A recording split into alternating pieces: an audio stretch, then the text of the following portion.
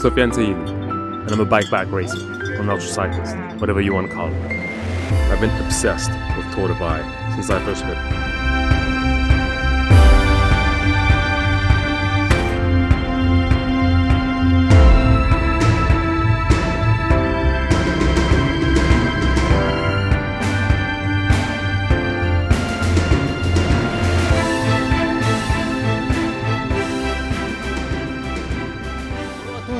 Bienvenue dans cette nouvelle vidéo. Aujourd'hui, je suis avec Sofiane Saili. Il y a longtemps que je voulais l'interviewer. On s'était déjà un petit peu croisé sur quelques événements, mais c'est une vraie opportunité de l'avoir aujourd'hui et peut-être de mieux te connaître parce qu'effectivement, comme on disait en off avant de lancer cette vidéo, tu communiques beaucoup, un petit peu en anglais et tout le monde parle pas anglais, donc on va pouvoir découvrir un peu Sofiane dans une version un peu française. On va commencer par poser les bases. Comment t'en es venu au vélo et comment t'en es venu à l'ultra-distance? Waouh, comment j'en suis venu au vélo? Il était une fois. Sofiane Saili, sa vie, son œuvre. C'est l'histoire d'un petit garçon qui naît à Clichy en 1981. Très jeune déjà, il a besoin d'avoir un vélo, un petit BMX pour aller rouler sur le parking du Carrefour Gennevilliers avec ses copains. Et c'était mon premier vélo et première crevaison, première incursion dans le Carrefour pour acheter des chambres à air parce qu'il fallait réparer le vélo tout seul parce que c'est certainement pas mon père qui allait le faire. Et puis après, lycée, on y va à vélo aussi, à la fac, on y va à vélo. Je trouve un boulot, comment j'y vais? À vélo.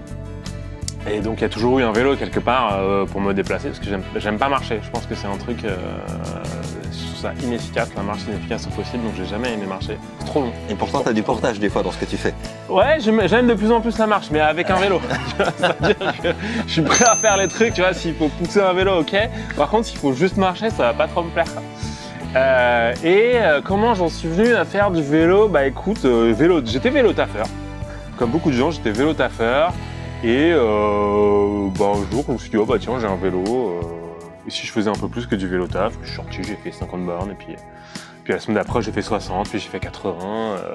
Puis un jour, j'ai fait 100 bornes et je suis rentré chez moi, j'étais au bout de ma vie. Putain, c'est horrible. Je peux plus et tout. Genre, je me suis fait une grosse. Comme quoi, tout est relatif, hein? Tout est relatif, franchement, tout est relatif, quoi. Pourtant, j'étais jeune, hein, tu vois, j'avais 25-26 ans et 100 bornes, ça m'avait complètement cassé, quoi. Et le vrai déclic, c'est 2010. Je pars en Asie du Sud-Est avec un petit sac à dos, un gros sac à dos de rando. Déjà à l'époque, très peu chargé, parce que les gens disent « Ah ouais, mais toi tu voyages vraiment léger ». J'ai toujours voyagé léger, même avant de faire du vélo, toujours. Et au bout d'une semaine avec mon sac à dos comme ça, en Thaïlande, au Laos et tout, je me dis « Marcher, c'est pas bien. Je sais pas quoi. » Tu dois attendre le train, tu dois attendre le bus, tu dois trouver un taxi, tu dois marchander le prix du tuk-tuk et tout. C'est pas ça l'aventure, tu vois. Pour moi, c'était pas ça l'aventure. Et j'achète un vieux VTT chez un loueur quelque part tout au nord du Laos, près de la frontière chinoise. Et je me dis, voilà, $100. J'investis pas grand-chose. Si ça me plaît pas, je l'abandonne quelque part. Ça change pas beaucoup le budget du voyage. Et j'ai pris ce vieux VTT en alu Mérida, trop petit pour moi, et je lui ai mis 7000 km dans la tête et c'était parti. Tu as découvert le Laos avec ce vélo. Ma vie a changé. J'ai acheté ce vélo et ma vie a changé complètement. Je me suis dit, mais voilà, j'ai trouvé ce que je suis censé faire dans la vie, c'est voyager à vélo, quoi. Presque ta mission alors. En tout cas, ma mission. Alors après, il y a encore un pas à franchir. Voilà, avant mais entre comment t'es passé du VTT Mérida trop petit à je me lance dans des compétitions d'ultra, parce qu'il y a quand même un gap. Écoute, sur ce voyage-là, là j'achète mon vélo, mon petit VTT Mérida alu trop petit. J'arrive quelque part au Cambodge, dans un truc qui a été une structure qui a été montée de tourisme pour que les gens aient une source de revenus autre que couper du bois illégalement ou aller braconner dans la forêt. Et dedans, il y a un petit bouquin de Lonely Planet, les 10 plus beaux voyages à faire en 2009. Et je regarde et je vois un truc qui s'appelle la Great Divide Mountain Bike Route. Je suis putain, mais c'est un truc de fou ça. C'est 4500 km d'itinéraire non asphalté entre Banff au Canada et la frontière mexicaine. Et là, je suis complètement sur le cul. Je me dis, c'est incroyable qu'un itinéraire comme ça existe. Et je me dis, un jour, je le ferai. Et on est en 2010 à ce moment-là. Je me dis, un jour, je ferai ça. Je viens de découvrir le voyage à vélo et je me dis, voilà, ce sera mon objectif, ce sera de faire ça un jour. 2014, je réalise ce truc-là, ce défi que je m'étais lancé. J'arrive au Canada, j'avais un cyclocross à l'époque avec un cintre droit. Je connaissais rien du tout au off-road. Je suis parti et j'ai bien galéré les 3-4 premiers jours. Et j'ai entendu parler du fait que sur cet itinéraire de la Great Divide, il existait une course qui s'appelle le Tour Divide. Et je me suis dit, mais ça c'est incroyable quoi. Qui vient de se terminer à le moment où on Qui enregistre vient de cette se vidéo. terminer, ouais. Et je me dis, mais ça c'est incroyable, est-ce que ce serait pas ça mon prochain défi quoi. Et voilà, je roule et il y a des jours où c'est tellement dur, j'en suis tellement, je me dis mais c'est impossible, je vais jamais revenir ici et tout. Et puis il y a des jours où je me dis, ah quand même, ouais, c'est vrai que finalement cette difficulté elle me plaît. Et puis à la fin, au bout de 30 jours où j'ai fini mon voyage, je me dis, allez, je vais revenir. Je vais revenir parce que j'ai envie de savoir à quel point je peux être parmi les meilleurs sur un truc comme ça. Ah ouais, donc l'envie quand même d'aller te challenger avec d'autres là. Donc t'es le gap de passer de ok, je fais mon expérience, mais maintenant je vais me challenger avec Ouais, ça. Moi j'ai un truc quand même. Bon après on n'arrive jamais là par hasard, tu vois. Moi j'ai un truc quand même où je suis assez compétent. C'est-à-dire que si je pars sur une course, là dans l'idée, moi je me disais le Tour Divide c'est une course. Si j'ai aucune chance de gagner la course, j'ai pas spécialement envie d'y aller, parce qu'y aller pour perdre, je dis pas que ça vaut pas le coup. Personnellement, ça m'intéresse pas spécialement. Donc, je me dis, j'ai peut-être un coup à jouer, peut-être que j'ai les moyens de rivaliser avec les meilleurs, et donc c'est pour ça que je me lance là-dedans. Et à la fois, c'est pas si vieux que ça, mais ces courses d'ultra sont relativement jeunes, on va dire, dans l'histoire du vélo, puisque là, c'était les premières courses de Michael, en fait, qui avait lancé, enfin, qui était le père fondateur, on peut dire ça. Enfin, on peut pas vraiment dire ça, non. Et si t'es vraiment pointu, la toute première course de bikepacking, elle s'appelait la Grand Loop Race. Et c'était un itinéraire VTT entre le Colorado et l'Utah. D'accord. Qui rejoignait la Cocopelli Trail qui est très célèbre et d'autres morceaux, Paradox Trail et une autre que j'ai oubliée. Et ça date du début des années 2000. On parle carrément de 2002, 2003. Et à l'époque, la navigation GPS n'existe pas. Donc tu faisais ça à la carte. Tu partais avec des cartes. Et en 2008, il y a eu la toute première Great Divide Race, donc qui n'était pas encore au Canada, qui commençait à la frontière canadienne et qui allait jusqu'au Nouveau-Mexique. Et là, voilà, au début des années 2000, on est vraiment dans les balbutiements des courses de bikepacking. Et après, les premières courses en Europe, ça va être en effet la transcontinentale de Michael. Mais ouais, on est de toute façon sur des pionniers et des gens qui ont créé un sport qui n'existait pas de toutes pièces, quoi. Le sport aussi, il a évolué, concomitant, c'est aussi l'évolution du matériel. On parlait du GPS qui est arrivé, qui est quand même un vrai game changer dans la pratique, parce que ça a changé. Il y a plein de choses que tu fais aujourd'hui sans GPS, ça serait quand même... si vous retournez la carte sur la sacoche... Très compliqué. Ce serait pas impossible, mais je sais qu'il y a des gens, par exemple, qui font partie de ces pionniers-là, qui ont été parmi les premiers, par exemple, à faire l'intégralité de la Great Divide Race, tout ça, qui du coup, eux, étaient avec des cartes et qui te disent s'il fallait retourner en arrière, je sais pas si je le ferais, quoi. Ah ouais, voilà. Et puis le matériel aussi, qui a quand même aussi beaucoup évidemment, ouais, bien sûr. Le tubeless. T'imagines rouler en Arizona où t'as que des cactus, des épines de la taille de mon doigt et tout, avec des chambres à air. Le cauchemar. Le cauchemar, non, c'est vrai, on n'y pense pas. On n'y pense pas, mais tu fais une Arizona Trail Race sans tubeless, à mon avis, ça doit te prendre bien 2 fois plus longtemps que si t'es en tubeless, quoi. Qu'est-ce que tu as trouvé dans ces courses d'ultra distance? Alors, c'est assez multiple. J'ai retrouvé quelque chose que j'avais découvert dans ce premier voyage que j'avais, où je trouve que quand on débute finalement dans le cyclotourisme, dans le bikepacking, et qu'on se dit ah tiens, on regarde un point sur une carte, on se dit ah aujourd'hui je vais essayer d'aller là. C'est quoi? C'est 100 bornes, c'est 150 bornes, puis on est là et on roule toute la journée, et puis au bout de la journée on y arrive et moi je me souviens que sur ce premier voyage c'était... C'est satisfaisant en fait. Mais c'est pas que satisfaisant, pour moi c'était une sorte de petit miracle, tu vois. C'est-à-dire que le matin j'étais là, et sur la carte, et puis le soir j'étais là, et tu te dis c'est fou quoi, c'est fou. Enfin, on est aujourd'hui, que ce soit toi, que ce soit moi, on est à un stade où s'il faut faire 100 bornes, s'il faut faire 150 bornes, voilà, on les fait, c'est une formalité. Mais quand tu débutes, quand tu es au début, c'est énorme. C'est là tu te dis c'est incroyable ce qu'on peut faire avec un vélo en fait. Je réalisais pas. Et je pense que moi, ce qui m'a amené à faire de l'ultra au début, c'était d'aller rechercher ça. D'aller rechercher ce que j'appelle le petit miracle de l'arrivée. C'est de se dire que là, tu vois, au lieu de faire hop, ça sur la carte, tu vas faire le double ou le triple. Et là, tu vas dire waouh. T'imagines, ce matin, je suis parti, j'étais à Python, au Nouveau-Mexique. Et là, ce soir, je suis 300 bornes plus loin, quoi. Je sais pas, 18 heures. Énorme, tu vois. Et je pense que c'est ça qui me plaît. C'est ce truc de se dire, tu fais des bonds sur une carte et puis il y a un petit côté presque miraculeux. Et après, la compète, comme je t'ai dit, moi, je suis compète, j'aime la compète. J'aime gagner. Mais plus que gagner, j'aime être devant. C'est encore mieux, franchement encore mieux que de finir premier. Moi, il y a un truc que je préfère, c'est la course, faire la course en étant premier. Rouler en sentant les deux derrière. Rouler, être le premier à être et rouler et faire la course devant tout le monde. Pour moi, c'est un sentiment qui est encore plus fort, que j'aime encore plus que simplement arriver, finir, lever les bras. Ouais. Globalement, t'es plutôt quand même off-road, on va dire, que route, même si tu en fais aussi des choses de route. Ouais, j'en ai fait. J'en ai pas fait beaucoup, j'en ai fait quand même. J'en fais de moins en moins. J'en ai pas. Qu'est-ce que tu trouves entre les deux? Pourquoi plutôt les chemins et pourquoi pas la route? Pourquoi pas les deux?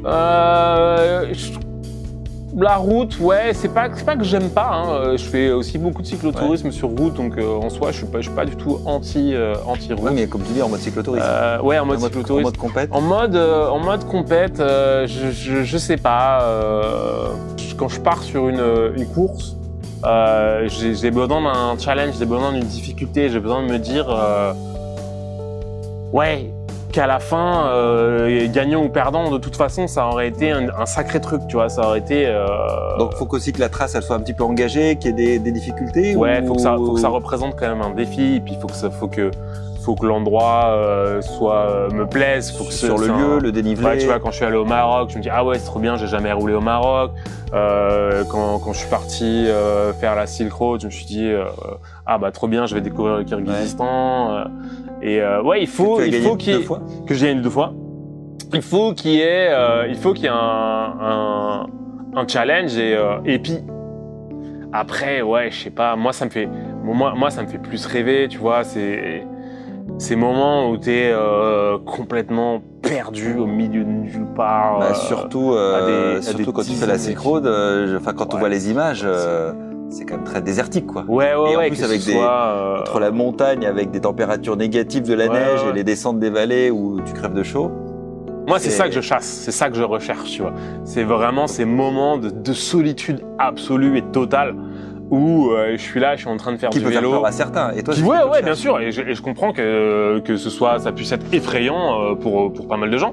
Mais moi, je trouve ça exaltant. Je me dis, mais c'est incroyable. Là, je suis vraiment au milieu de nulle part.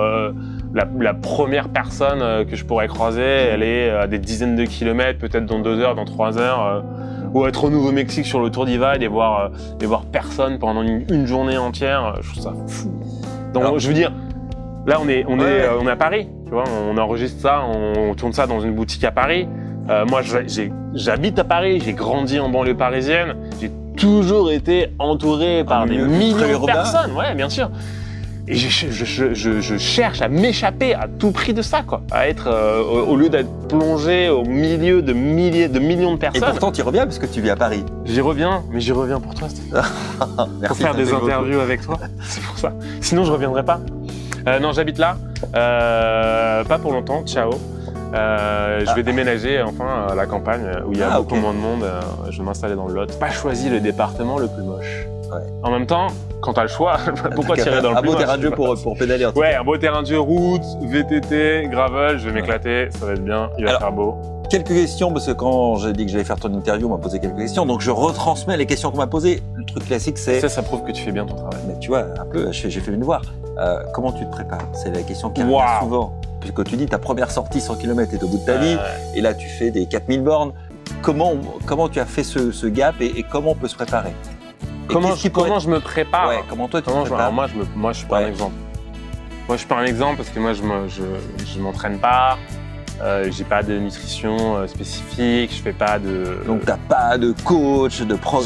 J'ai pas de coach, j'ai pas spécifique de programme, j'ai pas un entraînement pour structuré. développer tes watts, tes Je intensités, fais pas de. tes seuils, tous ces Comment on appelle trucs-là. ça, renforcement Ouais. musculaire, j'en fais pas, tout ça. Non, je suis pas un athlète, moi. Tu vois, je suis un voyageur à vélo et ce que je fais en tout cas toute l'année, c'est que je fais du vélo, je roule. Tu vois, là, j'étais invité au Bicycle Adventure Meeting en Italie. Alors, j'avais pas le temps d'y aller à vélo, j'y suis allé en train. Après, j'ai juste fait le dernier bout à vélo. Mais après, j'étais au Gather dans les Pyrénées. Bah, je me suis dit, ok, c'est cool. Je suis dans les Alpes, je vais aller dans les Pyrénées. Hop, j'ai pris mon vélo, j'ai roulé. Je roule. Alors moi, maintenant, j'ai la chance d'être à plein temps. Ouais, tu vis ta passion. Je vis de ma passion. Donc, j'ai tout le temps du monde pour Ce qui est pas rouler. évident dans l'ultra. Non, c'est pas évident. C'est pas évident, il n'y a pas beaucoup d'argent, on va pas se le cacher. Bah, parce que la discipline est jeune aussi. Ouais, la discipline est jeune et le vélo, il faut comprendre aussi que les budgets sont quand même pas mal phagocytés par le Pro Tour. Une fois qu'ils ont rincé les équipes qui font les tours UCI, tout ça, les budgets ils sont assez restreints. Donc pour les gens comme nous qui sont pas estampillés UCI, il reste pas grand chose. Ouais. Mais bon, après je suis pas là pour me plaindre. Moi je vis de ça, c'est génial, je suis super content et j'ai tout le temps du monde pour rouler et du coup c'est ce que je fais, je roule. Je roule tout le temps, quoi. Je roule toute l'année. Ouais. Et grosso modo, ce que je fais, c'est que je fais quand même pas mal d'événements dans l'année, pas mal de courses. L'année dernière, j'en ai fait 4. Cette année, moi, j'avais prévu d'en faire 4, mais j'ai une petite mésaventure, donc je vais en faire plutôt 3. On a suivi ça. Ouais. La jambe va mieux. Bah écoute, on est sur une belle cicatrice. Là, je sais pas si on la voit, on va peut-être la rapprocher de l'objectif. Je sais pas, non, le point ne sera pas bon. Je pars sur une course, j'y vais en roulant autant que possible. Je me fais un petit trip avant, je fais la course, je récupère un peu. La récupération, c'est aussi important que l'entraînement, surtout en ultra. Et après, ouais, j'ai des trucs à faire dans le cadre de mon travail d'ultra cycliste professionnel, comme aller à des festivals. Et faire la représentation. Voilà, être ambassadeur pour des marques et tout. Donc ouais, c'est l'occasion qui est ton sponsor principal. Acheter leur vélo, ils sont top. Allez, dans les autres questions, quelle est la chose la plus étrange ou inattendue que tu as emportée avec toi sur tes longues aventures à vélo? Waouh, inattendu, je sais pas, peut-être un coupe-ongle. Je pense que les gens s'attendent pas forcément à ce que j'emporte un coupe-ongle, mais je suis un peu maniaque de mes ongles. J'aime bien qu'ils soient tous à la même. C'est pas du tout le cas. C'est une vraie midinette en fait. Ah, mais j'emporterais presque du mascara. Mais la plus inattendue peut-être qui t'est arrivée sur un de tes aventures. Un de mes premiers voyages à vélo, j'étais en Indonésie sur une île qui s'appelle Sulawesi et je cherchais un endroit où dormir et je savais pas trop où aller et je sais comment on dit hôtel en indonésien, donc je demandais aux gens hôtel, puis je devais demander une femme qui est là et qui me dit ouais, non, va pas à l'hôtel, dors chez moi et tout. Je me dis bon, ok, why not, tu vois. Chez l'habitant, super. Chez l'habitant, tu vois, tout le monde fait ça. J'étais le seul à pas faire ça. Je me suis dit bah là, je vais faire comme tout le monde, je vais dormir chez l'habitant. Et je lui dis ouais, ok, elle me montre, tu vois. Et moi je savais pas dans quoi je m'embarquais. Et après je lui dis on était en 2011, donc c'était pas trop encore l'époque d'avoir de la 4G, d'être sur son téléphone et tout, donc il fallait aller dans les cybercafés pour avoir internet. Je lui demande où est le cybercafé. Elle m'emmène au cybercafé, je me connecte. Moi généralement après ma journée, je passais 1 heure, 1 heure et demie sur internet et tout, donner des news, puis regarder les news aussi. Et puis elle est là, elle est assise à côté de moi, elle est en train de me regarder pendant que je suis sur internet. Et puis au bout d'une demi-heure, elle me fait bon bah vas-y, on va peut-être y aller là. Je fais je sais pas, laisse-moi tranquille. Et puis je me dis bon bah elle a l'air un peu pressée. Et bon, je pars, j'interromps ma session d'internet. Et elle dit bon on va manger maintenant. Elle m'emmène sur la plage, manger les trucs les plus chers de la ville. Je dis bon ok, d'accord. Je l'invite évidemment parce qu'elle m'invite à dormir chez elle. Et puis après, il dit bon, on va se balader sur la plage. On se balade sur la plage comme ça. Et puis on est là en train de se balader. Et puis vraiment, mais genre venue complètement de nulle part, elle se met à vomir tout le repas que je lui ai gentiment offert. Et moi, je suis complètement estomaqué. Je la regarde. Et puis une fois qu'elle a fini de vomir, puis elle s'essuie la bouche comme ça. Et puis elle repart. Elle continue la petite balade. Et je me dis ok, d'accord, ambiance, ok, rencontre, dormir chez l'habitant, c'est des trucs auxquels on s'attend pas. Et finalement, j'ai fini par dormir chez elle. Il faisait beaucoup trop chaud, il y avait plein de moustiques, et c'était nul. Et le lendemain, elle m'a fait payer plus cher qu'un hôtel. Et c'est là que je me suis dit, ouais, dormir chez l'habitant, c'est un peu surcoté en fait. Je vais continuer Donc je continue avec mon je vais billet. je vais continuer à prendre des hôtels, ça va me coûter moins cher. Qu'est-ce qui te pousse encore à repousser tes limites aujourd'hui? L'argent. Les primes de victoire. Gagner un Tour Divide, c'est près de 50 000 €. Non, je rigole. Il n'y a pas d'argent dans l'ultra. N'allez pas dans l'ultra pour gagner de l'argent. Qu'est-ce qui me repousse de moins en moins de choses. Est-ce que tu penses, tiens, juste, je te coupe par rapport à ça, est-ce que tu penses que ça serait bien qu'il y ait vraiment de l'argent dans l'ultra? Est-ce que ça changerait les choses si demain il y avait 50 000 balles pour le vainqueur de la Tour Honnêtement, Divide? ouais, je suis complètement con. Je suis vraiment complètement con. Ça changerait beaucoup de choses, tu Je penses? pense que ça changerait. Je pense qu'à partir du moment où, par exemple, tu dis, même ne serait-ce que 10 000 €. Oui, enfin voilà. Tu vois, même tu dis, ouais, tu gagnes j'entends. le Tour Divide, tu gagnes la Citro et tout, bim, 10 000 €. 10 000 €, c'est quand même. C'est une somme. C'est quand même une somme, tu vois. Tu peux te dire, tu peux dire, ouais, je peux me prendre 3-4 mois pour me préparer à ça. Allez. Je pense que ça amènerait des gens qui sont pas forcément là pour les bonnes raisons. C'est-à-dire que pour l'instant, je trouve que dans l'ultra, les gens qui sont là, ils sont là parce qu'ils veulent avant tout découvrir leurs propres limites. Ils sont là avant tout pour vivre une aventure avant de vivre une course. C'est-à-dire que je pense que si tu arrivais à avoir des primes de 10, 20, 30 000 €, ça pourrait attirer des gens qui pourraient se dire, bah écoute, ce truc d'ultra là, ça a pas l'air très compliqué, les mecs ils ont pas l'air si forts que ça, moi je peux y aller, et puis voilà, peut-être si à un moment si je fais du stop, personne ne s'en rendra compte, peut-être si je prends des produits qui m'empêchent de dormir, bah de toute façon il n'y a pas de contrôle antidopage, peut-être si je prends des trucs qui me font rouler plus vite, et bah de toute façon il n'y en a toujours pas, et c'est le risque. Je pense que c'est le risque qu'on courrait si on changeait la nature de ce sport qui est un sport amateur et sans prime. Ça attirerait des gens qui viennent là pour gagner. À partir du moment où les gens sont là en capacité de gagner de l'argent, la morale est plus la même. Qu'est-ce qui m'encourage? Qu'est-ce qui t'encourage? Qu'est-ce qui fait que je Oui, parce que je t'ai coupé du coup, on a parlé de l'argent, mais du coup, qu'est-ce qui fait que tu continues aujourd'hui? Je garde en tête la question originelle et je veux répondre à cette personne. Professionnel, toi le mec est concentré, il sort pas de son cadre et tout. C'est vrai que j'ai fait beaucoup de courses, le victoire. Je veux pas dire que la motivation est la même qu'il y a 5-6 ans, mais voilà, il me reste. Tu pédales pour les mêmes raisons ou des raisons différentes aujourd'hui avec l'expérience, la maturité Non, je pense que je pédale pour les mêmes raisons. Après, c'est vrai qu'il y a peut-être 4 ans, 5 ans, non, peut-être 3-4 ans, j'étais vraiment dans une phase où je voulais prouver à toute force que j'étais le meilleur et du coup j'allais sur toutes les courses ça, en vraiment. C'est fait. J'allais sur toutes les courses vraiment en donnant tout et j'en faisais certainement un peu trop et à la fin j'étais un peu rincé. Là j'ai plus du tout, je ressens plus du tout ce besoin de prouver. Je pense que j'ai assez prouvé. J'ai envie de me faire plaisir. J'ai envie de partir sur des événements qui sont des beaux événements, qui sont des défis et aussi des événements qui ont une place importante dans le sport, dans l'histoire du sport. Il n'y a plus énormément d'événements dont je sens une obligation à y participer, mais il en reste quelques-uns, notamment ces premières courses dont on parlait aux États-Unis, Colorado Trail Race, Arizona Trail Race. Et pour moi, c'est hyper important d'y aller puisque c'est important de revenir aux sources et de se dire ok, c'est ces courses-là qui ont donné naissance au sport. Donc voilà, pour moi, ça fait partie en tout cas. Parce que je crois vachement à l'histoire du bikepacking et le bikepacking m'a apporté tellement que je sais pas, c'est une passion pour moi, c'est une passion même en tant que dot watcher ou quoi. Et donc j'ai envie de continuer à me connecter à l'histoire de ce sport. Tu devais organiser aujourd'hui une course d'ultra distance, ça t'a peut-être d'ailleurs traversé l'esprit. Qu'est-ce que tu ferais comme genre d'événement? Ça m'a traversé l'esprit. T'en fais certains, mais du coup faire le propre. Moi, j'aimerais bien. Je pense qu'il y a un pays qui a un énorme potentiel notamment en termes de gravel et d'off-road. C'est la Colombie.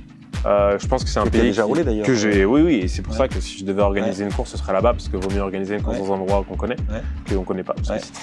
Et du coup, c'est quelque chose qui t'a traversé l'esprit. Et ouais, ça m'a traversé l'esprit parce que ce serait vraiment délirant. Tu pourrais avoir des cols que tu commences à 1000 mètres d'altitude, tu finis à 4002.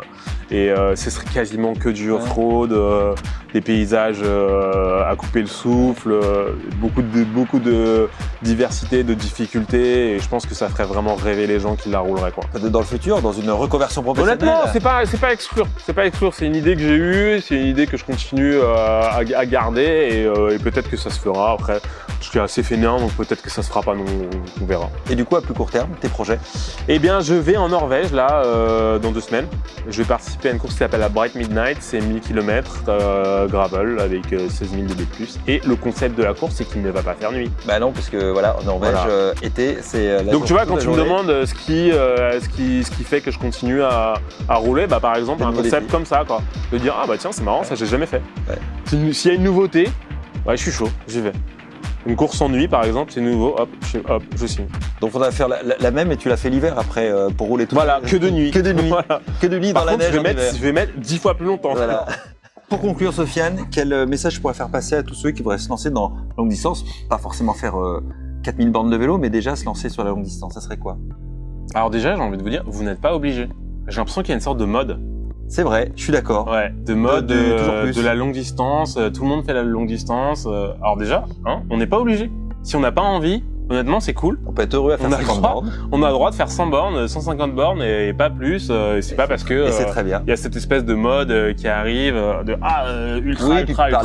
par les réseaux sociaux, Ouais, il y a, bien sûr, ouais. il y a dans les récits que tu fais ou les récits de ceux qui font de l'ultra distance, il y a un côté qui peut faire rêver, donc qui peut donner envie. Ouais, évidemment. Ouais. Mais après, si vous avez envie, et ça c'est le plus important, c'est d'abord d'avoir envie, d'y aller progressivement. On n'est pas obligé, mais c'est quand même mieux. Y aller progressivement, se faire un 200, puis un 250, puis un 300. Et ouais, par exemple, là cette année c'est l'année du Paris-Brest-Paris, donc il y a tous les BRM. Bah les ouais. BRM, c'est des super. Assuré, il y a un cadre. C'est un super moyen de s'initier à la longue distance parce que voilà, t'es pas tout seul. T'as un groupe, t'as un cadre, tu vas arriver. Il y a des gars qui ont de la bouteille, qui vont venir, qui savent ce que c'est rouler 200 bornes, 300 bornes, 400 bornes, 600 bornes.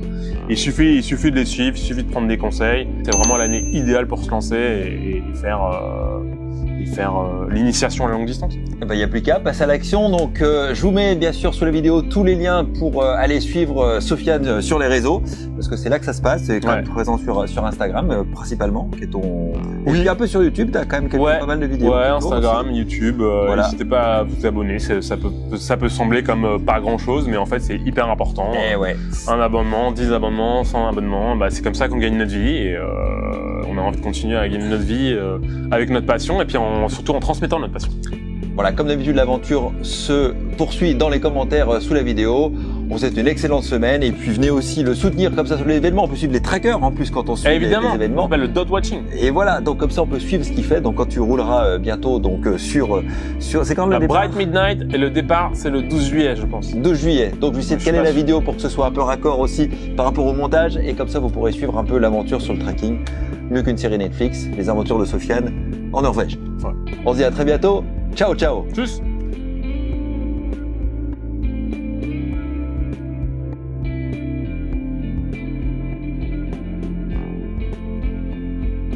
Voilà. Apprenez l'anglais avec Sofiane, et tu développer son business. Bon, allez, on y va? Ok, allez, action.